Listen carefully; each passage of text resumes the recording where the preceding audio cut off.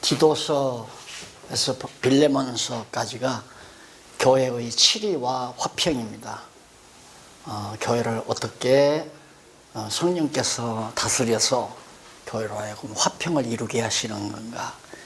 여기서 이 주제는 항상 주어를 성령, 하나님이 교회를 어떻게 실질적으로 치리해서 교회가 화평을 하도록 하시는가, 화평을 누리게 하시는가. 여기는 이제 우선 그러면 치리의 실제, 성령께서는 어떻게 구체적으로 교회를 어떻게 치리해 가시는가 하는 문제입니다. 우리가 이렇게 치리하라 이런 말이 아니라 성령께서 우리들을 이렇게 치리하라가 아니라 성령이 실제로 어떻게 교회를 실제로 치리해 가시는가. 성령께서 감독자를 세운다. 여기서 이제 성경에 감독자로 나오니까 감독이라고 했어요. 근데 본문에 들어가면 감독이라는 말에 대한 새로 이제 올바른 개념이 이제 본문에서는 들어갑니다. 우선 성경에 감독자로 나오니까 감독자라고 해요. 감독자를 세워서 성령께서 교회를 치리하게 합니다. 그 다음에는 이제 말씀을 가르쳐서 치리하게 하시고, 그 다음에 성령께서 진리로 이단을 다 물리치고 치리하도록 그렇게 하신다. 실제로 교회를 다스려가는 성령의 사역을 지금 여기서 말하는 거예요. 우리들도 이렇게 하라는 얘기면 우리가 감독자를 세우고 우리가 말씀을 가르치고 우리가 진리로 이단을 척결하는 얘기가 아니라 성령께서, 여기가 중요해요. 주어가 누구냐. 성령께서 감독자, 교회마다 감독자를 세운다. 그리고 말씀을 가르치게 하시고 그다음에 이단을 척결하게 해서 교회로 하여금 화평한 교회가 되도록 하나님께서 실제로 교회를 다스려 가신다. 이런 얘기거든요. 확인해 보십시다. 맞나 안 맞나. 자, 거기 9024페이지에 보면 이제 한쪽 가로 1번에 교회 치리의 실제 문제가 나오고요. 디도서가 3장으로 되어 있는데 1장은 감독자를 세워 다스린다. 그런데 그 감독자를 세워 다스린다는 가운데 1장 1절로 4절 보면 저 오른쪽에 나오죠. 사도가 된 이유 및 영생과 전도에 대해 언급하고 축원을 하는 내용입니다. 하나님의 종이요 예수 그리스도의 사도인 바울 곧 나의 사도 된 것은 하나님이 택하신 자들의 믿음과 경건함에 속한 진리의 지식과 영생의 소망을 인함이라. 왜 하나님이 나를 교회 감독자로 왜 세웠는가. 그러니까 누가 총회에서 감독자 세운 것도 아니고 노예에서 세운 것이 아니라 하나님이 자기를 교회 감독자 사도로 세웠다 이거예요. 왜 세웠는가. 세운 이유는 하나님의 택하신 자들의 믿음, 하나님께서 당신의 백성으로 택한 백성이 있어요. 그 사람들의 믿음을, 또 경건함, 속한 진리의 지식, 복음 진리를 바르게 깨닫게 하기 위해서 누구를? 하나님께서 택한 자들을 복음 진리, 경건함에 속한 진리의 지식과 또 영생의 소망을 인함이라. 영원한 생명에 대한 소망을 갖게 하기 위해서 나를 교회의 감독자로 세웠다, 사도로 세웠다, 이런 얘기예요. 그러니까 로만 캐톨릭은 예수님이 베드로에게, 베드로가 2대 교황, 2대 교황이 3대 교황 이렇게 말하거든요. 그러니까 예수님이 베드로를 사도로 임명했고 베드로가 2대 교황을 임명했다. 베드로가 이제 1대 교황이라는 거죠. 그 사람들 말들은 로만 캐톨릭은. 그러니까 이런 식으로 해서 교회 감독자를 세운다 이거예요.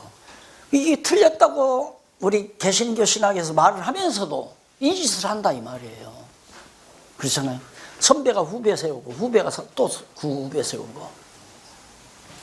말이나 되는 얘기를 해야죠. 그러니까 왜 우리나라에 교파가 이렇게 많아졌느냐. 가만히 보니까 노예에서 보니까 야 몇몇 목사님들이 막 목사도 세우고 목사 세우니까 뒷돈도 생기고 용돈도 생기고 야 이거 괜찮다. 신학교 하나 운영하면 학생들이 해서 등록금 받아서 야 용돈도 쓰고 그래가지고 걸핏하면 교단 만들고 교단하면 신학교 할 수 있다. 신학교 하면 목사 안수할 수 있다. 이게 지금 완전히 만연이 돼 있어요. 그러다가 지금 완전히 그냥 막 허당 짚은 거죠. 몇 년 전만 해도 잘 됐죠. 몇 년 전만 해도 막 간판 걸어놓고 막 그냥 우편으로 통신으로 공부시켜도 막 얼마든지 목사 될 수 있다 그러니까 무더기도들 막 통신으로 공부해서 통신과 졸업해가지고 목사 안수 막 해대니까 구름대처럼 모여들었잖아요. 그래 한국교회가 다 병든 거예요. 어떻게 우리가 하나님의 종을 우리가 세우느냐 이거예요. 안 그래요? 우리가 인간이 하나님의 종을 세우는 게 아니라 이게 다면 로만 캐톨릭이 맞는 얘기죠. 이 사람들이 우리는 성령께서 각자에게 주신 은사 따라 하나님의 종으로서 살아갈 때 그걸 보고 우리는 동역자로 인정하는 것뿐이죠. 당신도 하나님께 정말 사명받았구나. 그래서 서로가 동역자로 인정해야 되는데 그런 체제가 지금 아니잖아요. 감리교나 성결교나 장로교나 똑같습니다. 지금 일꾼 세우는 것은 로만 캐톨릭하고도 같아요. 말이 안 되는 얘기잖아요. 그것도 선거에서 로만 캐톨릭은 투표라도 하죠. 그래서 우리도 투표한다고 뭐 교회에서 뭐 투표 받아서 뭐 3분의 2 이상이 돼야 그 교회에 부임한다. 이런 것들을 만들어 놨잖아요. 하나도 성경적 근거가 없는 얘기들을 만들어서 완전히 교인들을 다 골탕먹여요. 그게 감독자를 세운다는 말이 바울이 나 하나님의 종이다. 사람이 나를 안수해서 시킨 게 아니다. 예수 그리스도의 사도인 바울 곧 나의 사도된 것은 택하신 자들의 믿음을 위해서 그리고 경건함에 속한 진리의 지식을 위해서 복음 지식, 복음에 대한 성경 지식이죠. 성경에 대한 올바른 지식을 성도들이 알게 하려고 그리고 영생의 소망을 갖게 하시려고 나를 교회의 사도로 감독자로 세우셨다. 이런 얘기예요. 이 영생은 거짓이 없으신 하나님의 영원한 때 전부터 약속하신 것인데 천지창조하기 이전에 벌써 다 그때 약속 다 된 거예요. 그러니까 내가 구원시키고 싶다고 해서 구원하는 게 아니에요. 택한 백성들을 하나님께서 다 불러서 너 이 사람 가르쳐라. 그러면 내가 지금 광주로 이사를 왔어요. 광주에서 정말 교회를 내가 시작해야겠다. 그렇게 하게 되면 나를 통해서 복음 진리를 깨달아야 할 사람은 하나님께서 감동해서 보내게 돼 있어요. 그래서 믿기로 작정된 자들은 다 와서 듣고 믿게 돼 있다 말이에요. 작정된 자가 누구냐? 영원전에 믿기로 작정된 자. 그 사람들이 와서 복음을 듣고 복음에 대한 지식과 영원한 생명에 대한 소망을 갖고 그렇게 살아가도록 그렇게 하기 위해서 나를 교회 지도자로 뒀다. 그러면 다른 거 없잖아요. 복음 진리에 대해서 철저히 내가 가르쳐 주는 거. 한 사람을 놓고라도 두 사람을 놓고라도 가르쳐 주어야 복음에 대한 지식이 견고해지죠. 그리고 영원한 하나님 나라의 소망. 당신은 어머니 뱃속에 들어있기 전에 세상 천지 창조하기 이전에 벌써 하나님께서 다 작정해 놨다. 당신 자녀로. 성경이 있는 대로 그대로 가르치는 야 진짜 하나님께서 나를 엄청 사랑했구나. 이거 깨닫고 결국은 이제 하나님 나라에 대한 소망을 갖게 될 거 아니에요. 그거 하라고 나를 교회 사도로 주기는 감독자로 불렀다. 이런 얘기. 그 다음 넘어가서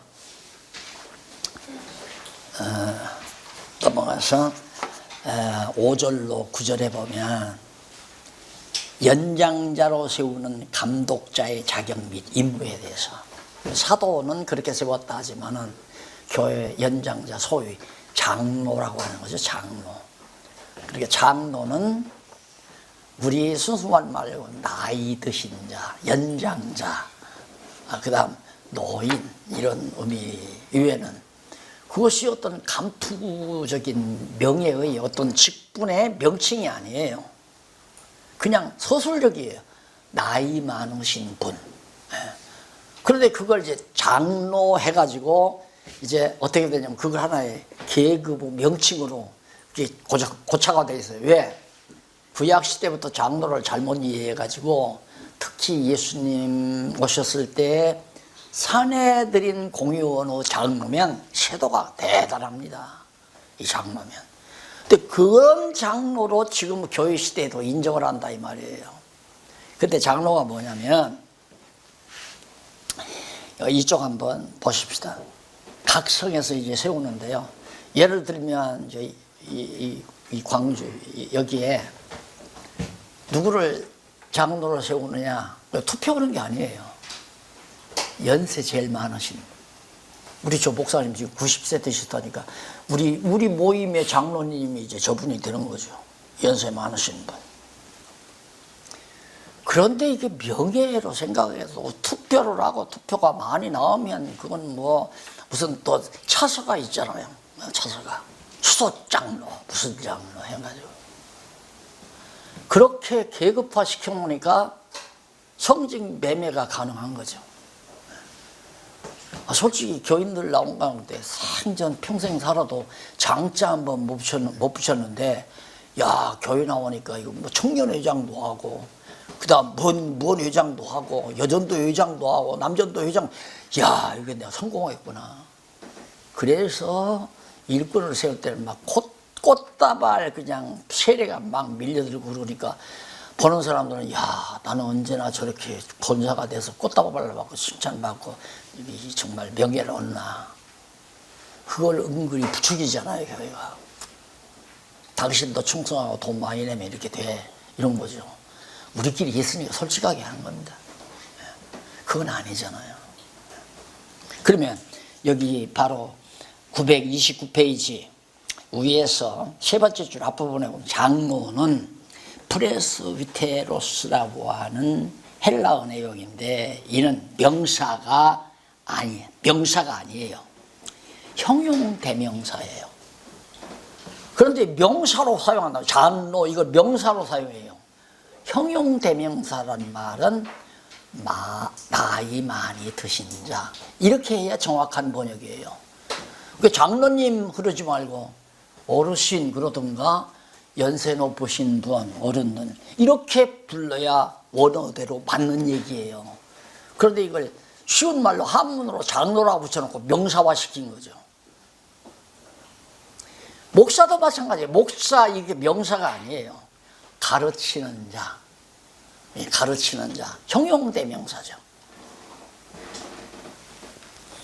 그러면 거기 보면 그 비테로스라는 말이 우리말로는 손위, 나보다 손. 오늘 동갑내 한 분 오셔서 몇 년생이냐고 그러니까 나하고 동갑이 생일이 언제예요? 그래. 나보다 생일이 한 7, 8개월 늦어요. 내가 형님이야. 그런 거예요. 뭘 그게 무슨 큰 벼슬도 아니고. 그러니까 어른이 됐으면 어른 노릇 해야 되잖아요. 생각해서 어른이 돼가지고 할아버지가 돼가지고 손자들 와서 놀고 있는데 손자들 사다 먹는 과자나 뺏어 먹고 손자들 용돈 받은 거 뺏어서 담배값이 나오고 그게 무슨 놈의 어른이에요. 호주머니에다가 돈 좀 넣어놨다가 야야 너 이거 내가 용돈 줄 테니까 아주 읽고 싶은 동화책 있거든 하나 사다가 읽어라. 그거 할아버지 노릇 하는 거 아니에요? 어른 노릇. 교회 어른도 그런 분이래야 하는 말입니다.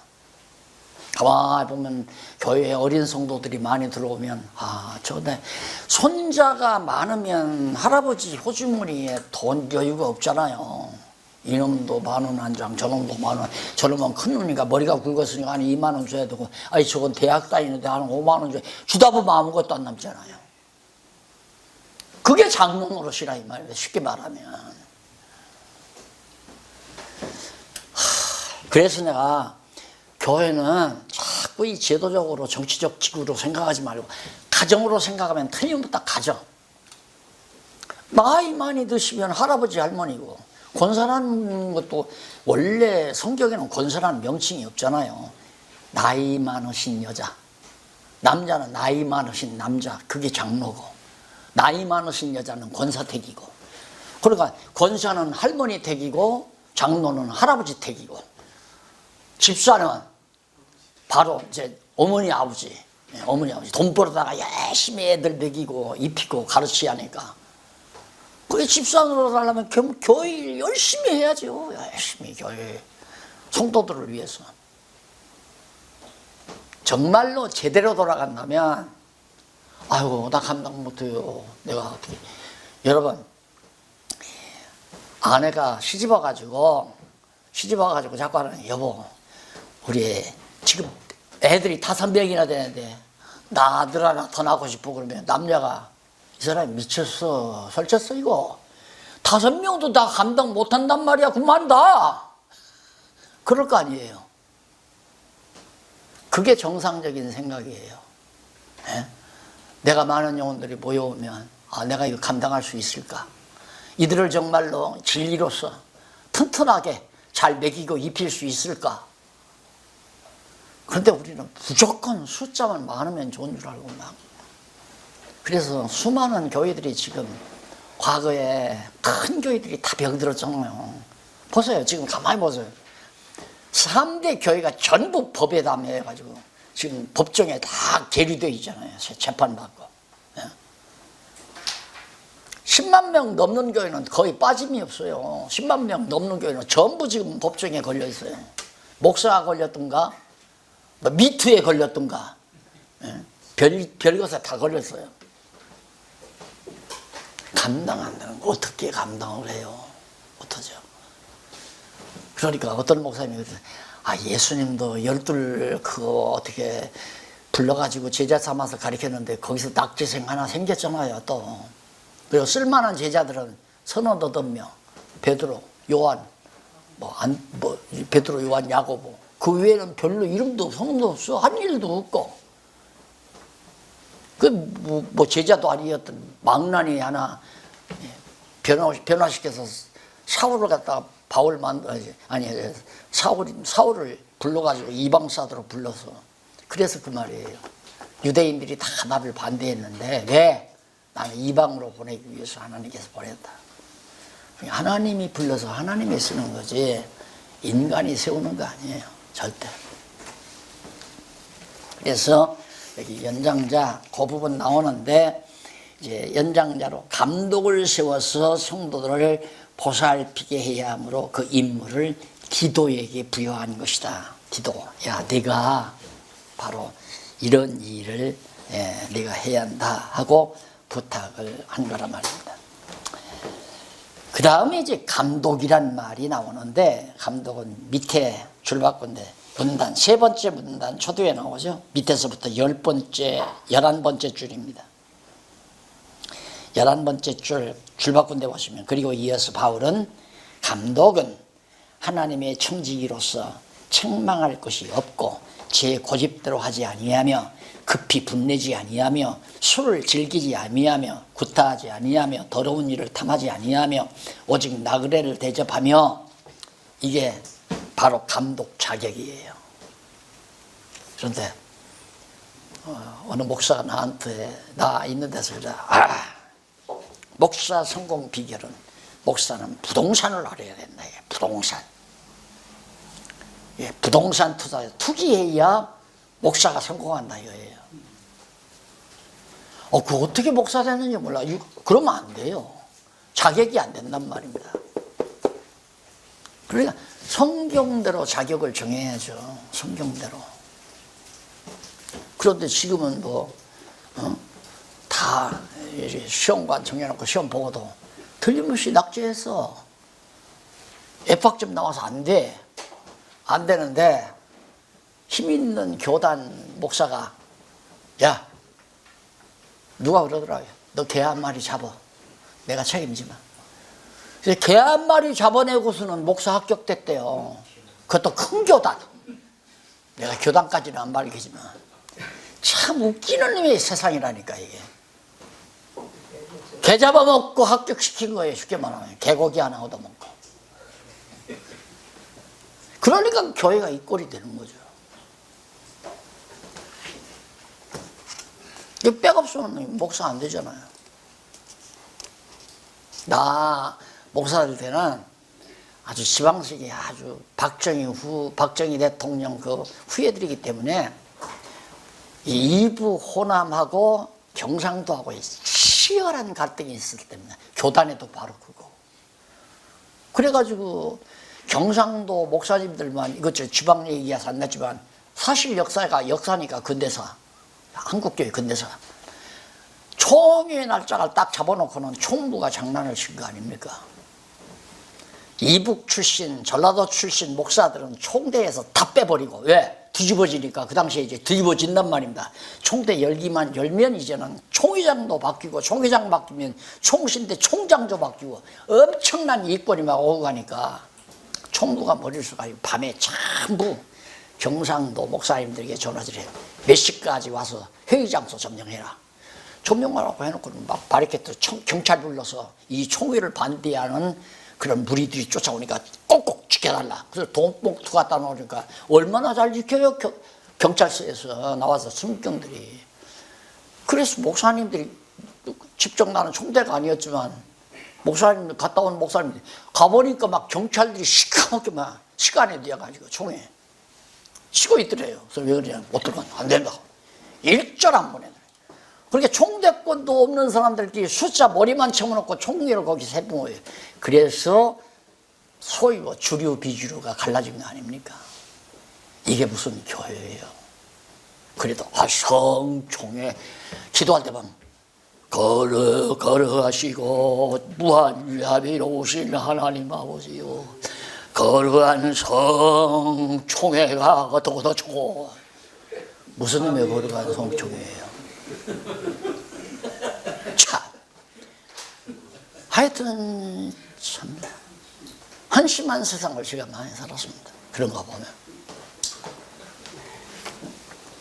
바울의 감독이 뭔가 거기 나오잖아요. 감독은 하나님의 정직으로서 그런 자격극이 딱 나왔죠. 헬라어 본문 초도에는 이유를 나타내는 가르라는 접속사가 있어요. 따라서 본문 이하가 앞 내용의 이유로 됩니다. 왜 그래야 되는가? 감독은 헬라어로 에피스코포스란 말인데, 이는 명사로 감독자 또는 보호자, 후원자 등의 뜻입니다. 그리고 청지기 오이코노모스라고도 하는데, 이는 관리인 또는 경영자, 대리인 등의 뜻입니다. 바울은 연장자 중에서 세울 감독자, 기본 자격을 다 말하면서 그 이유는 역시 책망할 것이 없고 뭐 등등 나왔잖아 앞에서. 그 이유는 바로 그런 봉사를 해야 될 자들이니까. 그래서 나그네도 잘 섬기고 뭐 선한 일 증거도 있어야 되고 다 아시는 일이니까. 그런데 문제는 그겁니다. 이 감독이라고 번역을 하려면 신적일 때 붙이는 거예요. 에피스코포스라는 말이 헬라어가 번역을 하는데 그것이 신성에게 붙일 때만 감독이라고 번역을 해야 돼요. 인간에게 붙일 때는 후원자, 돌보미, 양치기 이런 개념으로 번역을 해야 옳은데, 마치 이 감독이라고 그냥 번역해 놔버리니까 완전히 신의 자리에 앉는 거죠. 다. 로마 교황도 바로 교황 자리에 앉아 최고의 황제. 대리인이라는 말이 뭐냐면, 하나님께서 교회를 다스려 가는데 대리인은 심부름꾼이에요. 그 하나님께서 하고자 하는 대로 시키면 시키는 대로 가서 하는 거. 자기 주관대로 자기 마음대로 다스리는 게 아니라 보호자, 협력자, 조언자, 후원자. 제일 좋은 후원자. 그러니까 예를 들면 장로가 장로가 안 됐더라도 벌써 그런 마음을 하나님이 주신 분은 교회 학교 선생님들이 와서 막 매일서 학생들 지도하고 합니다. 그러면 이 장로 벌써 그 은사를 받으신 분은 딱 올라와서, 우리 참 어린 교사들이 너무 수고한다. 오늘 점심 우리 교사들 내가 사고 싶다 이런 마음이 들고, 쉽게 말하면 한 예를 들면, 그러면 교회학교 마친 다음에 우리 교사 선생님들 내가 맛있는 거 사드릴 테니까 오늘 갑시다 하고 식당으로 데리고 와서 목사님이 너무들 수고한다, 어린 영혼들을 위해서 좀 더 많이 수고해다오, 이렇게 격려해주고 후원해주고 붙들어주고, 이게 장로가 하는 일이지. 장로가 권력 가지고 이래라 저래라 이거 아니란 말입니다. 목사님도 마찬가지고요. 성도들을 말씀으로 잘 길러서 정말 아름답게 살아갈 수 있도록, 가정에서 부모가 아버지가 교육을 자녀들에게 잘 시키면 효자가 되잖아요. 안 그래요? 부모가 자녀들 교육 잘못시키면 망나니 일어나는 거.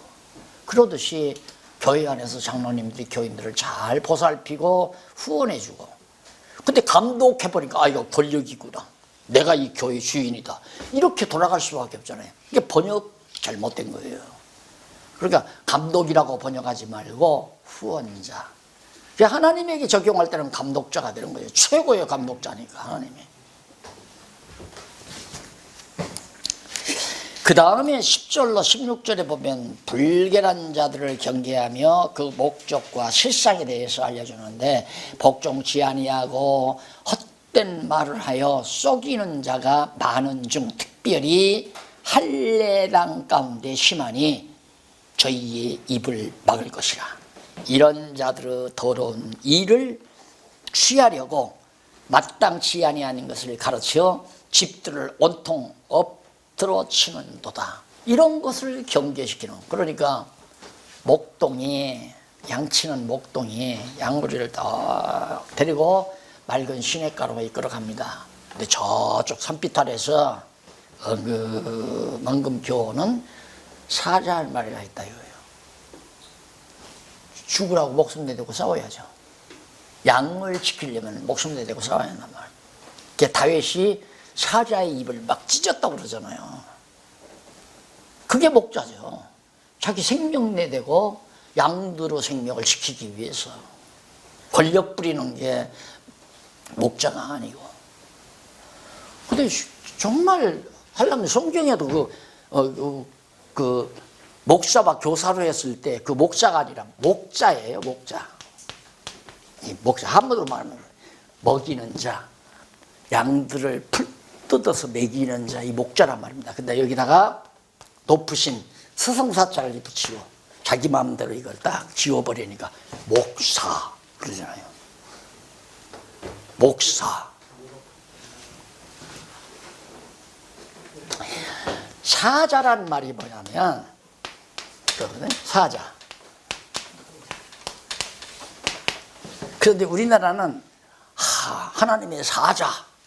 사자하면 사자가 동물이 무섭잖아요. 그러니까 어감에서 높으신 표현이구나. 근데 누가 와서 기도를 하면서 우리 박용기 목사님 주위에 사자에게 그러면 내가 불러드릴 거예요. 불러드려서 내가 무슨 사자야? 내가 호랑이 새끼야, 사자 새끼야. 웃긴다니까. 웃기는 일이 한두 가지가 아니에요. 사자라는 불일사자네, 불일사자. 네가 나 불이냐? 네 사자냐 내가? 하나님이 부리는 종이라는 얘기거든. 사자란 말이나 종이라는 말이나 노예라는 말이나 다 똑같은 얘기예요. 그런데 종종 어떻게 해서 사자라고 그렇게 하느냐. 목사님이 사자라고 해야 좋아하지. 주의종 하면 목사님이 야단친다네. 내가 네 종이냐? 그리고 그러니까 그 목사님도 무식하니까 그런 거죠. 사자도 종이란 말이에요. 부리는 자.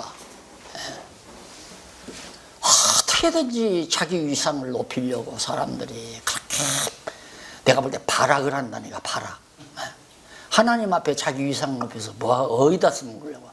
높인다고 해서 높아지는 것도 아니에요. 그런 말 있잖아요.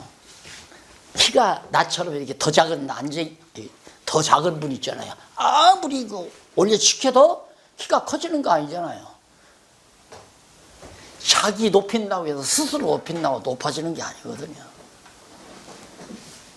그래서 감독이라는 말도 번역 잘못된 거고, 장로라는 번역은 그렇게도 늙으신 어른. 노인, 장, 어른, 늙은 어른, 나이 많으신 어른이란 얘기 아닙니까? 문장을 번역하면. 그러니까 그게 형용대명사인데 그것들을 명사화해서 장로, 권력 있는 분. 예수님 당시에는 산헤드린 공회원들 권력 대단했죠. 장로면 완전히 갑부입니다, 갑부. 백성들 전부 다 탈취해서 먹는 갑부들. 그러니까 알면 뭐 장로라고 부르지 말고 차라리 후원자라고 불러달라 이러죠. 요즘에는 저는 알기 때문에 목사라고 하는 게 성경도 없는 얘기를 왜 갖다 자꾸 달들어 목사 하는 게. 요즘에는 아니야 목사 안 붙이고 원로 그냥 늙은이라고 그렇게 써도 되는데 신문 같은 데 보면 원로라면 대단히 원로도 그것도 권위 있는 거예요. 원로원 최고 로마의 원로원 최고의 권력자네요. 원로원.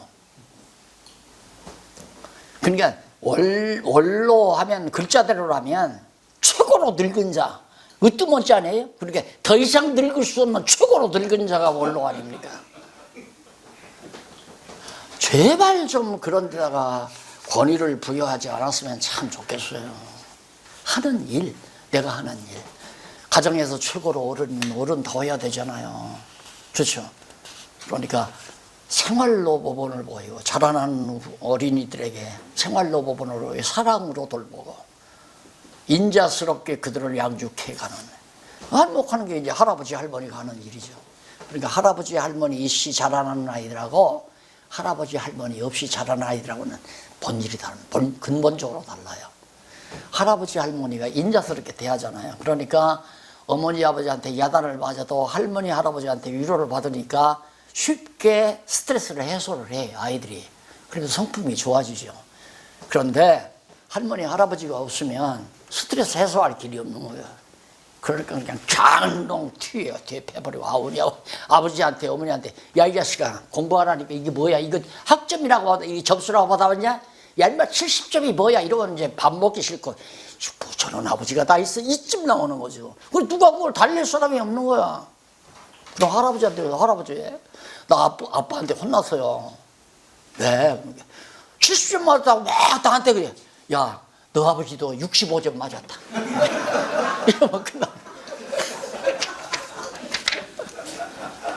자, 이제, 네. 그 다음 이제 중요한 건, 감독자를 세워. 끝났죠? 네. 그 다음, 말씀을 가르쳐서 치리해라. 말씀을 가르쳐서.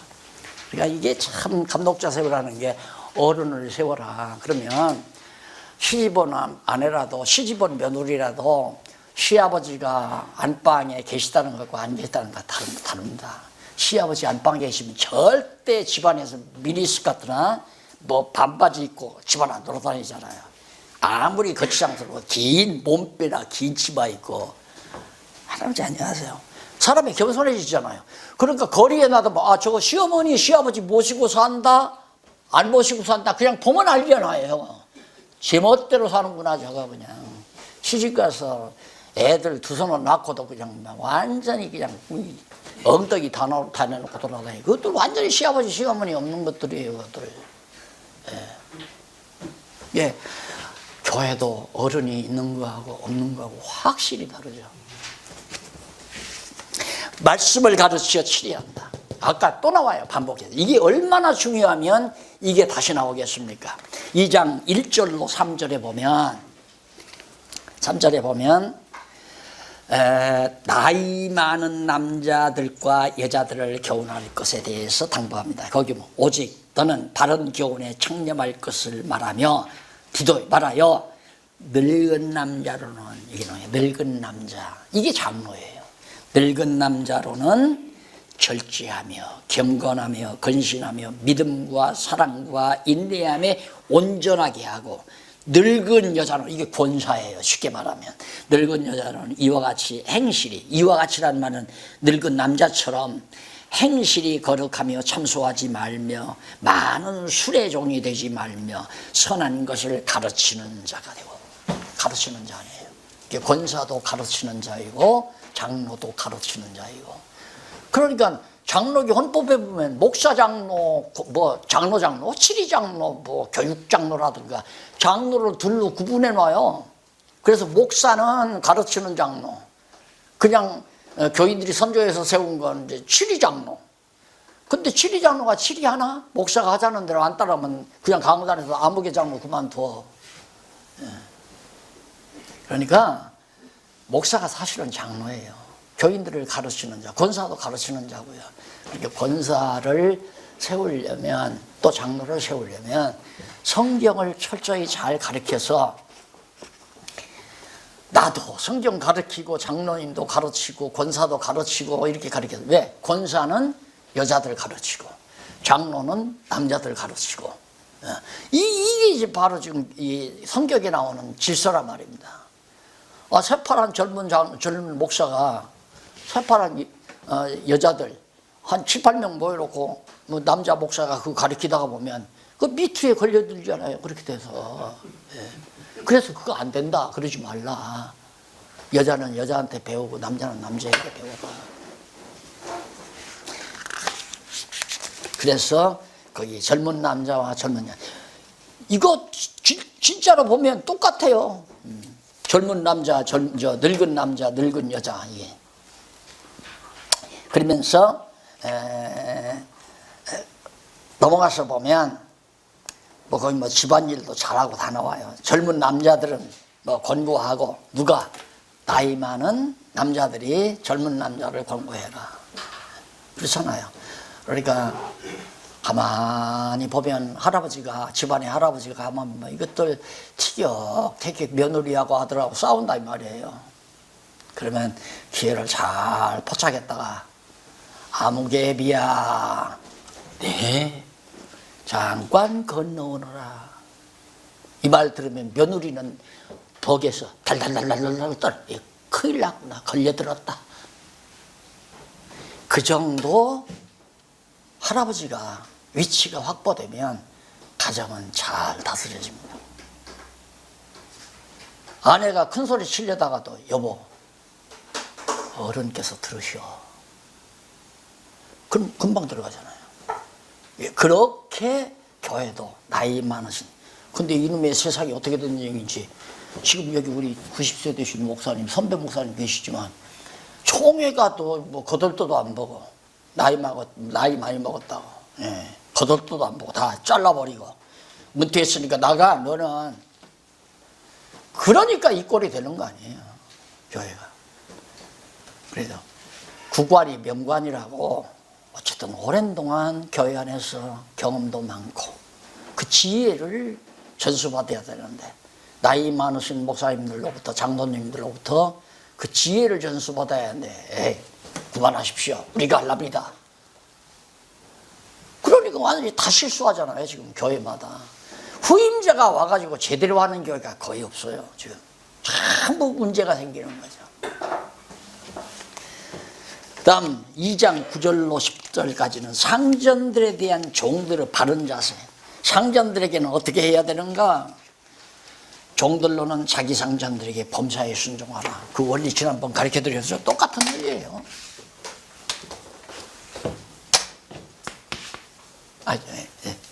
하나님, 상전, 종.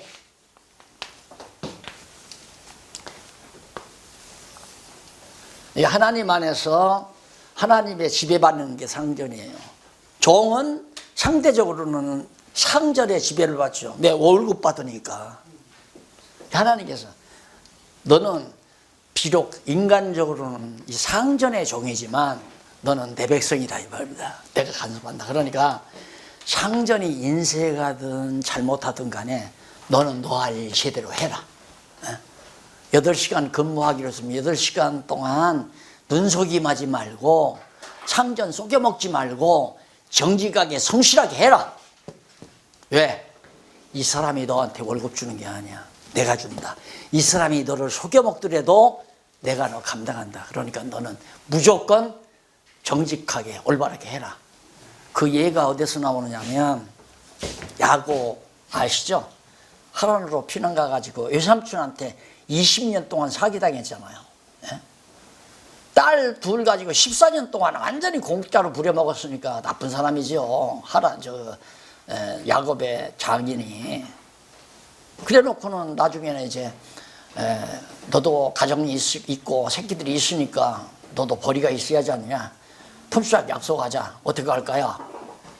야, 그러면 이제부터는 얼룩무늬 나는 건 다 내 걸로 하고 얼룩무늬 안 나는 건 다 내 거다. 한번 해봐라. 그래 놓고는 전부 얼룩무늬 있는 양은 전부 골라가지고 한 3일길 밖으로 다 돌려보냈어요. 양이라는 게 이 시기가 되면 뭐 막 쫓아와서 다 그냥 겸유해가지고 새끼들을 낳으니까 그걸 못하게 전부 옮겨놨단 말입니다. 웬걸? 그게 무슨 필요가 있어요? 어떻게 낳는 것마다 얼룩무늬가 나는 거야. 한참 지나니까 그냥 완전히 야곱은 벼락부자가 돼버렸고. 그게 믿어져야 돼요. 그것이.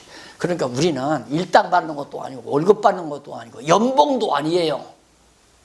더 나은 평생봉. 아야, 평생봉 맞는다.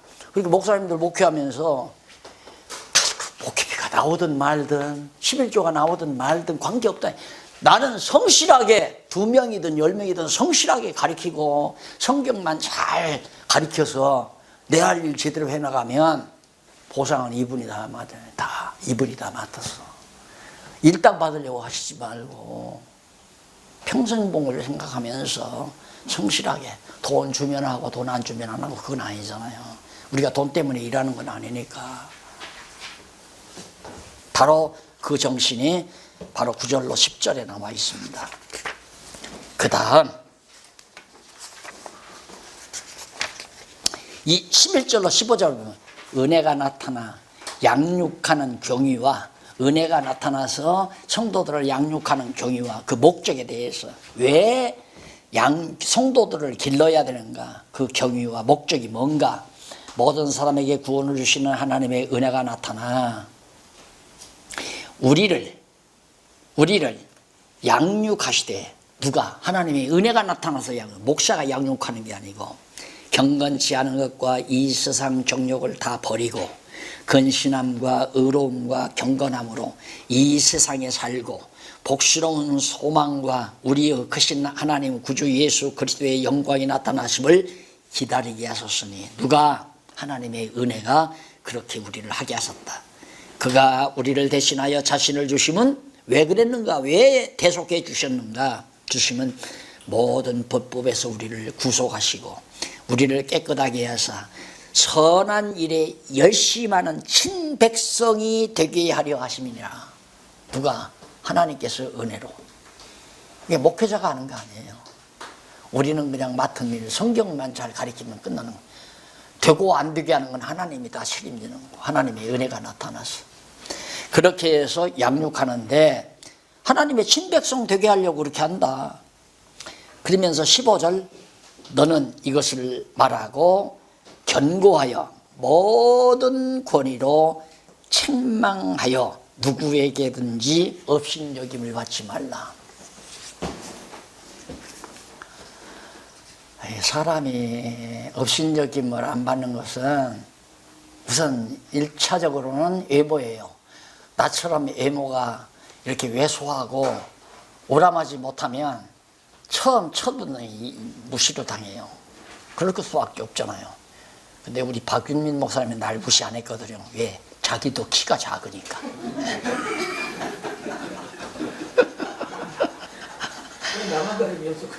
내가 지금까지 제가 총신의 기수가 높잖아요. 사실은 70개니까. 그럼 어디를 가더라도 상석에 내가 앉아야 한단 말입니다. 상석. 그런데 교계 일에 동참해가지고 상석 앉아본 적이 없어요. 자리 안 줘요. 그러면 그렇게 이렇게 다가 제일 말석에 가서 쭈그리고 앉았다가 오고 앉았다가 오고. 그런데 나중에 알고 나면 상석을 안 줘요. 말석을 안 줘요. 막 상석에다가 내려앉히려고 해요. 그게 내 외모를 보고가 아니라 말씀 때문에. 말씀을 듣고 나면 말씀이 소중하니까 나를 귀하게 여기는 거지 내가 잘나서 그런 게 아니잖아요. 그래서 가끔 그런 얘기도 많이 들었어요. 예수님을 당나귀라는 놈이 등에다 태우고 예루살렘에 올라가니까 와 많은 사람들이 나와서 막 할렐루야 하고 막 아주 뭐 호산나면서 만세를 부르고 막 옷을 벌어서 길에다 깔고 그러니까 이 미래라는 놈의 당나귀가 절대로 그러는 줄 알고 좋아가지고 예? 이건 아니잖아요. 제 등 위에 예수님이 자리하고 있으니까 만세 부르는 저한테 만세 부르는 줄 알고 그게 우리 목사님들이 착각이 그거예요. 성도들이 존경을 하면 내가 위대하고 내가 권력 있으니까 존경하는 줄 알면 착각이에요. 말씀이 좋아서 말씀 때문에 말씀을 귀히 여기는 거지 인간을 귀히 여기는 게 아니잖아요. 바로 그런 내용이 바로 나오고 그 다음 3번 진리로 이단을 치리한다. 이게 3장에 나타나잖아요. 진리로 이단을 치리한다. 정리합시다. 불의한 자들에 대한 훈계 내용과 그 이유에 대해 왜 불의한 자들에게 훈계하는가. 너는 저희로 하여금 정사와 권세 잡은 자들에게 복종하여 순종하며 모든 선한 일을 행하기에 예비하게 하며 아무도 회방하지 말게 하며 다투지 말며 관용하여 범사의 온유함을 모든 사람에게 나타낼 것을 기억하게 하라. 우리도 전에는 어리석은 자요 순종시 아니한 자요 속은 자요 각색 정욕과 향락의 종로로 단 자요 악독과 투기로 지난 자요 가증스러운 자요 피차 미워한 자였으니. 우리가 왜 너그럽게 용서해야 되나. 아까도 그랬죠.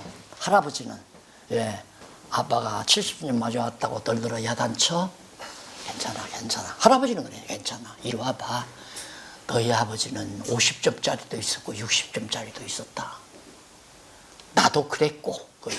그래서 제가 그 선전문 가운데 안 잊어지는 것이 하나 있어요. 요즘에는 안 나오더라고요. 그 연고 바르는 거 있죠. 애기 어디 상처 나면 바르는 연고. 애기가 막 달려가다 넘어졌어요. 무릎이 깨졌어요. 양 하고 울잖아요. 그러니까 아빠가 달려가서 딱 그러면 괜찮아 약 바르면 괜찮아. 아빠도 그랬어.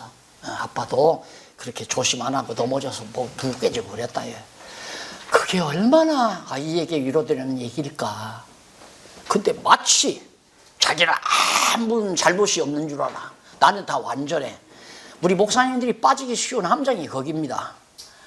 남은 가르치면서 자기는 안 가르치는. 나는 하늘 터내도 너는 하늘 터내라 이런 식이야. 쉽게 말하면 이해를 해야죠.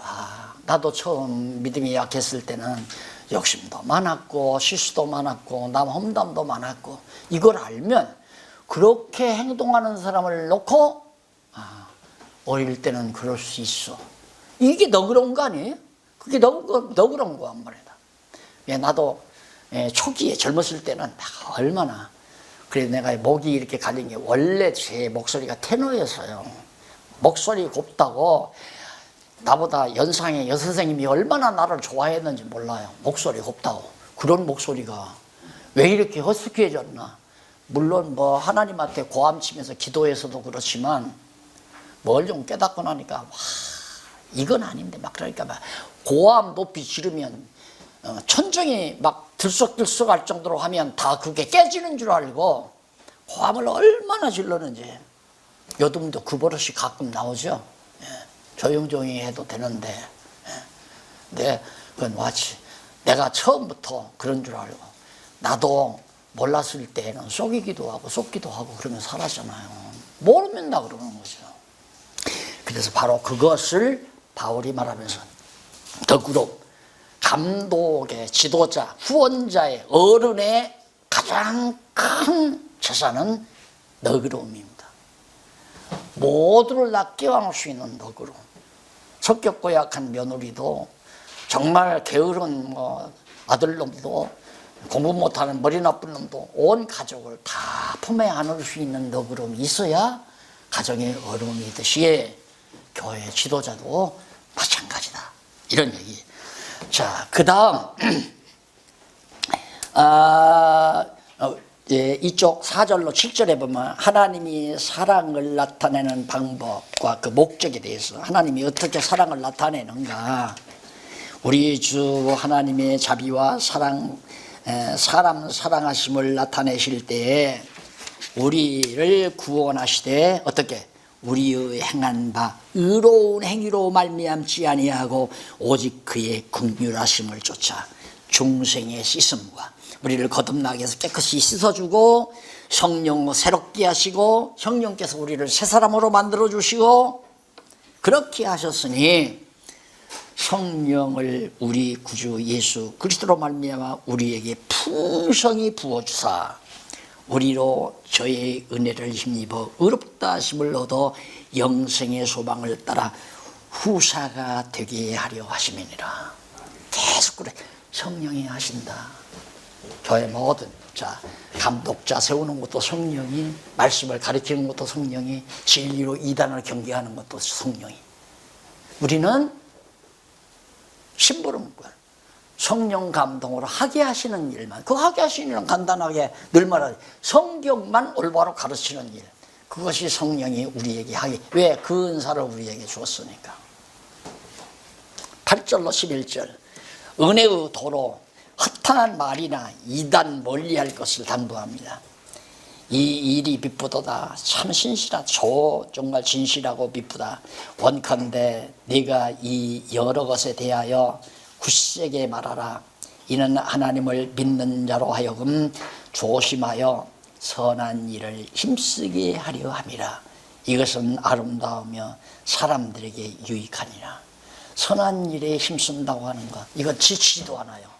선한 일은 하면 할수록 마음이 즐겁고 힘이 나고, 그러나 어두운 일은 하면 할수록 두렵고 한도 끝도 없고 욕심은 더 일어나고, 선한 일에 열심하게 하려고 우리를 지도자를 세워서 이렇게 했으니까 그냥 우리는 의할 일 열심히. 그러면서 그러나 어리석은 변론과 족보 이야기와 분쟁과 율법에 대한 다툼을 피하라. 이것은 무익한 것이요 헛된 신학적 토론. 네가 옳다 내가 옳다. 성경이면 되지. 신학적인 이론 가지고 중내서 하나 네가 옳다 내가 옳다. 신학적 이론은 학자들이 만들어낸 이론인데 그걸 가지고 우리가 싸움하고 옳다 그러다. 그게 우리 지금까지 일이 교회가 흘러오면서 그거죠. 왜 뭐 성결교, 감리교, 심리교, 뭐 오순절교, 장로교 이 왜 만들어졌는가? 작은 하나의 신학적 문제 때문에 만드는 거예요. 성찬 예식이 뭐 기념설이다, 화채설이다 이래가지고 그것 때문에 루터교회하고 칼빈리즘하고 밖에 막 교파가 갈라지잖아요. 물속에 풍덩 집어넣어야 되느냐, 대접에다 물 떠다 발라야 되느냐, 이것 때문에 장로교하고 침례교하고 또 갈라진 거고. 이런 것들이 다 필요 없는 거다 이거죠. 세례 주면 어떻고 안 주면 어때요? 예수님도 세례 준 일이 없고 바울도 나 한 사람밖에 준 일 없다. 근데 세례에다 못 거는 사람 못 걸고 뭐 물속에 들어가야 된다, 나와야 된다. 그래서 이단을 멀리해야 한다 이 말이에요. 그러나 어리석은 변론과 족보 이야기 그거 하지 말고 율법에 대한 다툼도 하지 말고 10절 이단에 속한 사람을 한두 번 훈계한 후에 멀리하라. 몇 번 얘기해도 자기가 자꾸 옳다고 뭐 14만 4천만 구원한다고 하면 너나 그렇게 믿어라. 그리고 끝나면 돼요. 죽이려고 할 것도 없고 너하고는 내 상대 안 한다. 마지막 아마 정리가 되는 것 같습니다. 거기 12절로부터 15절 보면 끝으로 몇 가지 담보하면서 문안과 함께는 몇 가지가 무엇인가. 내가 아데미나 두기고를 네게 보내노니 그때 네가 급히 니고볼리로 내게 오라.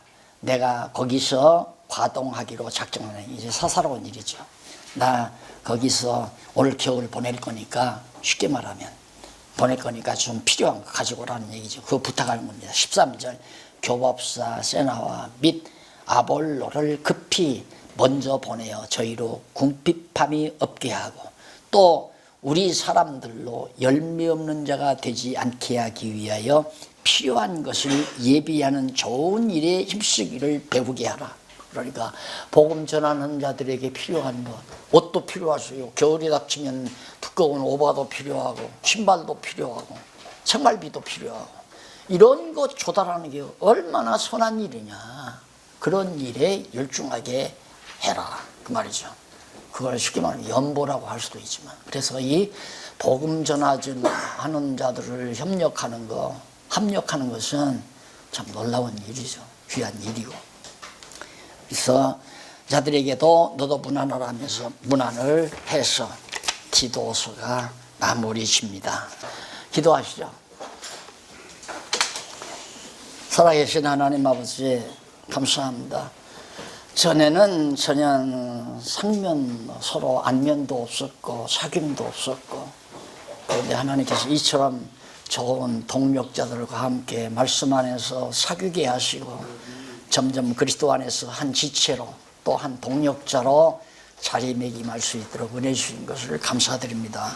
하나님 아버지요, 우리가 하나 되는 것이 인간적인 생각이나 또한 어떤 정치적인 계획이나 이게 아니고 온전히 주의 귀한 말씀 안에서 성령으로 하나 되어 사는, 그리고 선한 일에 그리고 선한 싸움에 함께 진력하는 귀한 동력자들 되게 하시옵소서. 우리 목사님들 가정과 교회에 주의 평안이 함께 하시옵시기를 비우며 예수님 이름으로 기도드립니다. 아멘.